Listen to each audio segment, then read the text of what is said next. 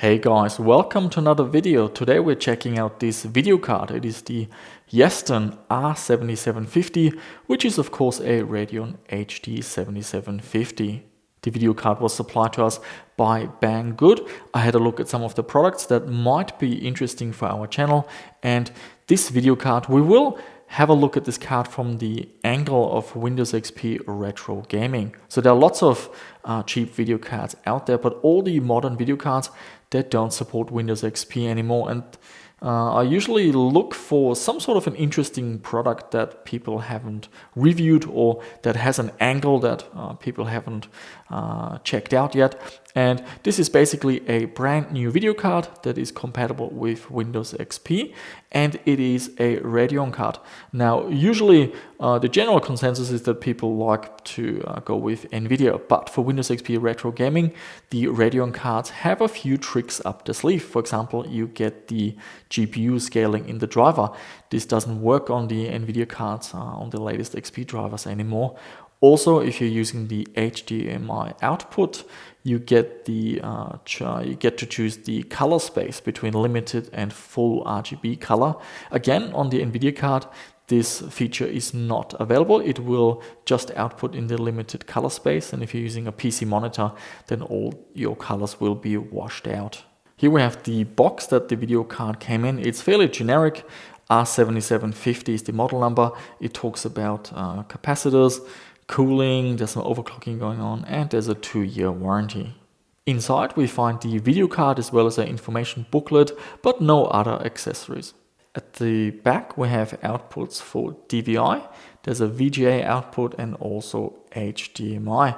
Now there is no need for a 6-pin power connector, so this video card powers itself directly off the PCI Express bus. So yeah, very low power. In terms of video memory, we have 1 GB of VRAM. Now in today's standard, that's quite low, but for Windows XP retro gaming, this is perfectly fine. So let's quickly go over the specifications. The GPU is produced on the 28 nanometer process and is clocked at 800 MHz core clock.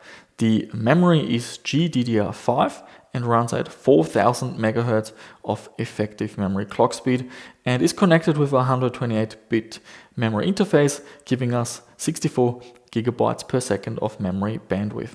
The GPU has 512 cores and the PCI Express interface is of the newer 3.0 standard. So we're going to have a look at some benchmarks shortly. Here a quick look at our test bench. The system is using a i5-2400 with 2 GB of memory. Here's the video card. We've got a 600 watt power supply, a 120 gig SSD. We also have a dual band wireless USB adapter, and of course Windows XP. There are some more details about the system below in the description. When testing a video card, it's always good to have a comparison, so we will include some benchmark results for a R7-240. So let's start with some 3D Mark results. In 2001 SE, we're getting 56,322. In 03, we're getting 57,740. And in 05, we're getting 25,377. In Code Creatures Pro, we're getting 129.9 FPS. Now that's at 1600 by 1200 resolution. And then I ran the benchmark again at 4x anti-aliasing, and we're getting 99 FPS. And now we're going to have a look at some games. All these games are running at 1600 by 1200. We're getting 87 FPS for Fear, and with 4x anti-aliasing enabled, 62 FPS.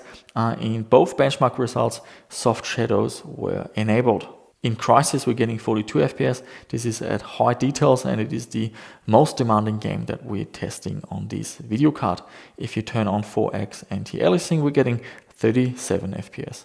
The next game is Far Cry, 166 FPS, and with 4x anti-aliasing, 137. Then we've got Half-Life 2 Lost Coast, 174 FPS, and with 4x AA we're getting 144. Next up is Doom 3, we're getting 220 FPS, and with 4x anti-aliasing 187. And we have one more result. This is X2 The Threat, and we're getting 191 FPS.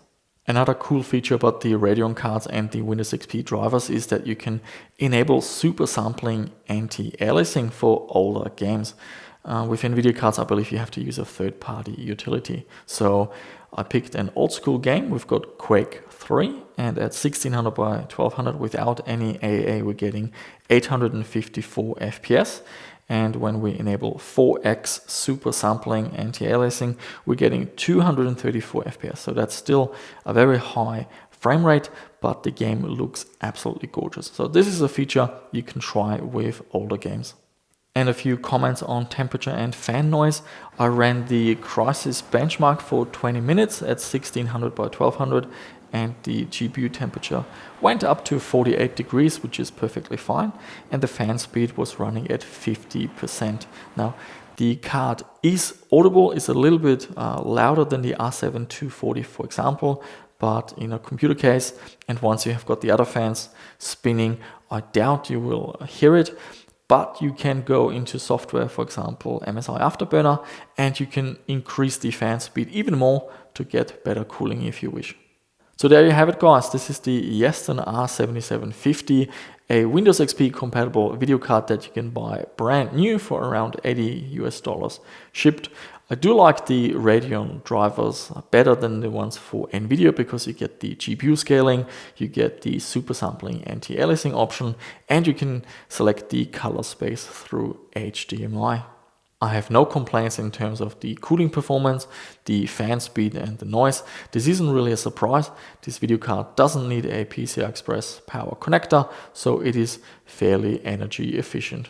And that's it for this video. If you have any questions about this video card or feedback about the Radeon HD 7750 or similar Radeon cards, do let me know down below in the description. And if you believe there's a better video card out there, do let us know as well. So thank you for watching, and I shall see you soon with another one.